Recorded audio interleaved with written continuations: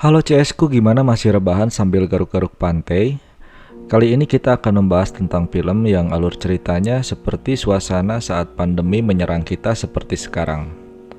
Oke, tanpa berlama-lama, silahkan lanjutkan rebahan kalian bersandar ke tembok kalau nggak ada pacar di samping, dan selamat menyaksikan.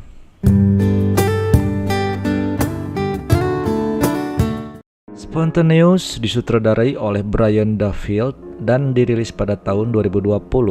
Kisah di awal film memperlihatkan pemeran utama, yakni Mara, diperankan oleh Catherine Lanford sedang mengikuti proses pembelajaran di kelas. Saat adegan di mana ia sedang mengambil pensil yang terjatuh, tiba-tiba salah satu temannya meledak. Boom. Semua orang pun panik dan berhamburan keluar. Tidak lama kemudian datang petugas kesehatan. Terlihat di sana tidak ada sedikit pun potongan tubuhnya yang tersisa. Setelah kejadian tersebut, akhirnya Mara bersama teman-teman sekolahnya pun diisolasi sementara di kantor polisi oleh petugas kesehatan. Di sini mereka terlihat kebingungan dengan apa yang baru saja terjadi. Mara lalu ngasih pendapat, kemungkinan kejadian tersebut disebabkan oleh virus, dan itu bisa saja terjadi lagi. Mendengar hal ini, teman-temannya Mara pun menjadi ketakutan. Singkat cerita, Mara pun akhirnya boleh pulang dengan dijemput orang tuanya. Di sini ini kita bisa melihat kedua orang tua Mara yang begitu khawatir, sekaligus bersyukur karena tidak terjadi apa-apa kepada anaknya. Di sini untuk sementara waktu, virus yang menyebabkan orang-orang meledak ini disebut dengan sebutan virus balon. Esok harinya, Mara yang mumet ingin melepas stres dengan enjoy makan mushroom bersama sahabatnya yang bernama Tessa, diperankan oleh Hayley Law. Saat mereka tengah menikmati sensasi obat laknat tersebut, tiba-tiba salah satu teman sekolah mereka yang bernama Dylan yang diperankan oleh Charlie Plumper datang menghampiri. Karena Dylan mempunyai prinsip bahwa laki-laki sejati adalah mereka yang mengungkapkan perasaannya dengan cara mengejutkan. Tanpa diduga, si Dylan ini tiba-tiba menyatakan perasaannya bahwa dia menyukai Mara. Alasan Dylan melakukan ini karena ia merasa bahwa mereka semua akan segera mati akibat virus balon yang menyebabkan semua orang meledak. Mara yang mendengar hal ini merasa senang karena akhirnya ada juga orang yang menyukainya. Akhirnya, dinginnya malam mereka lewati dengan percakapan yang romantis. Konyolnya, karena efek mushroom tadi, Mara berhalusinasi melihat Dylan yang terlihat ada banyak. Kemudian Dylan pun memberanikan diri mengajak Mara untuk nonton pertandingan kasti besok. Lalu di scene lain sejenak kita diperlihatkan semua siswa di sekolah sedang memakai kostum Halloween yang berbeda-beda. Begitupun Mara, Tessa, dan Dylan. Saat Mara dan Dylan sedang ngobrol berduaan, Mara bertanya, bagaimana Dylan selama ini diam-diam menyukainya dan ingin tahu ceritanya dari awal sampai saat ini. Lalu Dylan menjelaskan bahwa pertama kali melihat Mara saat memperkenalkan diri di depan kelas, melihatnya dengan ekspresi kayak ular lah. Lalu beberapa minggu kemudian, dia melihat Mara sedang berusaha dikaleng cowok lain, tapi malah digigit sama Mara. Anjay, Mara karnivora. Lalu dia bertemu lagi dengan Mara saat pemilu yang mengenakan pakaian serba hitam, lalu dihukum karena berkata kasar. Selanjutnya Mara sempat membuat puisi yang sepertinya ditujukan untuk dirinya. Pede lu, Dil. Ia juga mengikutinya di Facebook, sampai sempat memberi nomor telepon dirinya, tapi mungkin diabaikan oleh Mara. Intinya ia menyukai Mara karena Mara cewek yang apa adanya, juga karena perkataan Mara tentang fakta bahwa semua orang mungkin akan segera mati di ruang isolasi polisi lah ia sampai memberanikan diri untuk segera menembak Mara. Keesokan harinya sesuai janjinya kemarin, Mara dan Dylan pun menonton pertandingan kasti berduaan. Di sini ini kita bisa melihat hubungan asmara mereka yang semakin intim. Saat Mara dan Dylan sedang asik ngobrol, di luar dugaan, ternyata salah satu pemain di lapangan juga meledak. Tentu tanpa diduga oleh mereka, hal ini lagi-lagi terjadi di depan mata Mara. Seketika mereka dan penonton lainnya di sana pun berlarian keluar area lapangan. Karena kejadian ini, Mara sempat syok dan memeluk Dylan. Selain itu, sekolah pun diliburkan sementara untuk waktu yang lama. Malam harinya, Dylan menjemput Mara dengan mobil truk susu yang baru saja ia beli. Dengan rasa heran dan terkejut, Mara pun bertanya, "Kenapa kamu beli truk susu ini, darling?"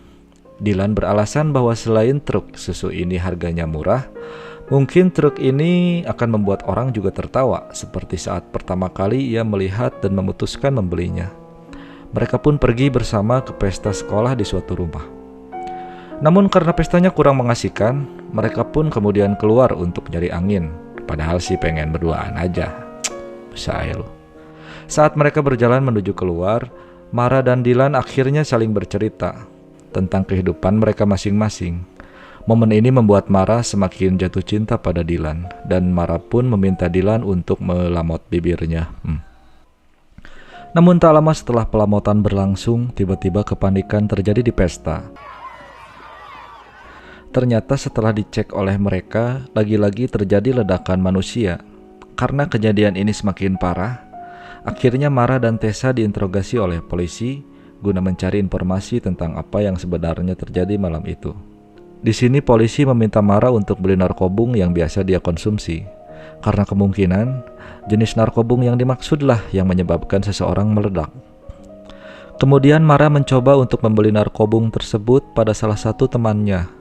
Mara akan membeli narkobung tersebut dalam jumlah yang banyak. Akhirnya mereka pun pergi bersama untuk mengambil obat surgawi tersebut. Baru saja mereka jalan, tiba-tiba kedua teman Mara meledak di dalam mobil dan sempat membuat kepanikan. Karena temannya ini meledak saat dia mengemudikan mobilnya. Untungnya, Mara dengan cekatan mengendalikan situasi. Setelah kejadian, Dylan pun khawatir dan tiba di lokasi kejadian. Tapi ternyata di sana gak ada siapa-siapa. Setelah cukup lama mencari, akhirnya Dylan mendapati Mara yang masih mengalami syok. Dylan membawakan pakaian untuk Mara. Saat Mara sedang ganti baju, Dylan melihat beberapa orang dengan pakaian serba tertutup, mirip APD lah kalau sekarang. Akhirnya mereka pun diculik paksa. Scene berlanjut, mereka tiba-tiba berada di ruang isolasi yang disekat oleh plastik pelindung untuk selanjutnya dilakukan pemeriksaan. Namun ketika hendak dicek, kedua remaja ini malah kayak bocah. Singkat cerita, pada malam harinya mereka pun melaluinya dengan keuuan ala remaja. Kemudian pada esok harinya saat mereka terbangun, ternyata fasilitas atau tempat tersebut sudah dipenuhi oleh teman-teman sekolah Mara yang lain. Seperti halnya Mara dan Dylan, teman lainnya pun diinterogasi oleh polisi dan menjawab dengan konyol masing-masing pertanyaannya. Dan tempat ini ternyata sengaja dibangun untuk mencegah tersebarnya virus kepada masyarakat lebih luas, sekaligus sebagai sarana untuk melakukan eksperimen mencari obat virus balon tersebut. Scene selanjutnya memperlihatkan mereka yang sedang menghabiskan waktu dengan beberapa fasilitas hiburan yang telah disediakan. Di sela-sela itu, obrolan tentang virus yang kemungkinan adalah kutukan menjadi perdebatan di antara mereka. Salah satunya si pemain baseball yang juga sahabat pemain baseball yang meledak di lapangan tadi. Ia dengan yakin menganggap bahwa ini bukanlah suatu kutukan. Selanjutnya, scene lain memperlihatkan mereka sedang mendengar arahan dari satu agen yang sedang menjelaskan bagaimana fasilitas dan eksperimen pengobatan virus ini bekerja. Di sesi pertanyaan, Mara dan si pemain baseball tidak yakin akan hal ini akan berjalan dengan lancar. Lalu, boom, ledakan kembali terjadi. Dan para siswa pun berbalik menuruti eksperimen penyembuhan itu. Ternyata eksperimen ini tak begitu berjalan lancar karena diikuti oleh meledaknya beberapa siswa lain. Tentu hal ini semakin membuat cemas para orang tua yang ternyata selama ini sering mengunjungi mereka dengan sabar di luar barak isolasi. Akhirnya obat penawar virus balon ditemukan. Kabar baik ini seketika disambut gembira oleh mereka semua. Para remaja tersebut kemudian minum obatnya dan dipersilakan untuk pulang. Di scene ini, kita melihat kedua orang tuanya Mara yang begitu bahagia karena sekarang anaknya sudah baik-baik aja dan gak akan meledak. Beberapa hari kemudian, diceritakan bahwa hubungan Mara dan Dylan yang semakin serius. Di sini Mara memberikan sebuah hadiah. Hadiah apakah itu? Tak lain adalah tubuhnya Mara sendiri. Tapi sayangnya adegan suara-suara ria tidak diperlihatkan di sini. Puas. Beberapa minggu kemudian, Semua akhirnya mulai kembali normal. Kegiatan sekolah Mara dan teman-temannya kini kembali berjalan seperti biasa, walaupun mereka kelasnya dipisahkan dengan kelas siswa yang tidak terkontaminasi. Scene selanjutnya memperlihatkan keuuan Mara dan Dylan. Mara ngasih kejutan dengan membawa Dylan ke sebuah tempat. Ia ditutup matanya. Dan bukan meledak, tapi Dylan memang terkejut dengan tempat peternakan yang sudah Mara persiapkan dengan sedemikian rupa, guna mengingatkan Dylan ke memori masa kecilnya yang hidup dari keluarga peternak. Lalu di hari berikutnya, di kafe favorit mereka, Mara dan Tessa nongkrong sekedar ngobrol dan menghabiskan waktu. Tapi tidak seperti biasanya, pesanan mereka sengaja dibikin lama oleh si pramusaji yang takut pada mereka, karena kemungkinan akan menularkan virus, dan berharap dengan begitu, Mara dan Tessa akan segera meninggalkan restorannya. Tentu dengan rasa kesal, Tessa pun pergi mengiyakan ajakan Mara dan pindah ke tempat lain untuk nongkrong. Lanjut, scene di sini memperlihatkan si teteh polisi yang sedang menjelaskan tentang obat yang selama ini berhasil dan mereka konsumsi. Dia menamainya snooze button, yang lalu dibenci namanya oleh Mara karena terdengar konyol. Teteh polisi berharap nanti obatnya ini akan diproduksi massal dan dijual di banyak apotek yang tersebar di Amerika. Di sana Steve, si pemain baseball lainnya, disuruh ke depan untuk melakukan beberapa gerakan, guna meyakinkan siswa lain bahwa semuanya baik-baik saja. Mara dan teman-temannya yang sedang memperhatikan dan mulai merasakan suasana kelas seperti biasanya, tiba-tiba kembali dikagetkan. Boom! Steve meledak tepat di depan mereka dan diikuti oleh seorang korban siswa meledak lainnya. Sayangnya ternyata virus tersebut belum sepenuhnya berakhir. Melihat hal tersebut, orang-orang pun seketika panik dan lari tunggang langgang. Saat itu banyak juga siswa lain yang meledak di antara sela-sela kepanikan, dan Mara pun ditolong temannya, Cole, yang memakai pakaian serba tertutup. Karena sempat terpisahkan, Mara yang khawatir pun akhirnya bertemu dengan Dylan. Mereka berdua sejenak merasakan ketenangan, namun sayangnya Dylan pun karena kemauan si sutradara, kacau ya, Dylan pun meledak. Singkat cerita, akhirnya Mara yang berlumuran darah pun pulang dengan keadaan yang sangat galau, syok, dan terpukul. Karena lelaki yang sangat dicintainya juga ikut meledak. Mara pun kemudian membuang obat yang diberikan selama ini kepadanya, karena sudah terbukti kalau obat itu nggak berguna sama sekali. Mara kemudian melihat masa-masa indahnya bersama Dylan, tapi hal ini malah membuat Mara semakin sedih. Ayahnya Mara yang melihat kondisi anaknya menjadi agak aneh, jadi ikutan sedih. Esok harinya, Mara mengajak Tessa untuk bermain. Jarak rumah mereka yang jauh ditempuh oleh Mara dengan berjalan kaki saking depresinya. Namun, ajakannya ini ditolak mentah-mentah oleh Tessa. Ini membuat Mara sangat kesal sekaligus sedih. Mara yang lagi gak stabil emosinya jadi banyak melakukan hal konyol. Yang paling parah adalah mencoba mencuri minuman alkohol di sebuah supermarket.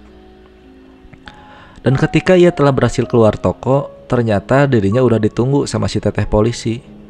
Namun karena kapal lewat, namun karena Mara lagi gak stabil, ia pun malah menghancurkan kaca mobil si teteh polisi. Setelah semua serangkaian kejadian tersebut, Mara pun akhirnya pulang ke rumah. Dan di scene ini, Mara yang gak sengaja melihat sebuah tulisan di medsos yang menyatakan bahwa semua ledakan yang terjadi adalah kutukan akibat dosa milik Mara. Ia menyetujuinya. Karena pas diingat-ingat lagi, ternyata benar aja. Semua ledakan yang terjadi merupakan ledakan yang tepat disaksikan oleh mata Mara sendiri. Hal ini membuat Mara merasa bahwa dirinya ini merupakan sebuah kutukan. Namun untungnya, Tessa berhasil membuat Mara untuk kembali ceria. Singkat cerita, akhirnya Mara mendatangi kuburan Dylan, sosok lelaki yang sangat dicintai olehnya. Mara yang sangat merindukan Dylan kemudian tidur di atas kuburannya Dylan. Anjing, sedih. Dan tanpa diduga, ternyata datang ibunya Dylan. Mereka berdua pun akhirnya saling menghibur satu sama lain. Keesokan harinya, Mara pulang dan bertemu kedua orang tuanya yang saat itu sedang mengkhawatirkannya. Singkat cerita, di akhir film, diceritakan bahwa vaksin virus balon sudah berfungsi sebagaimana mestinya.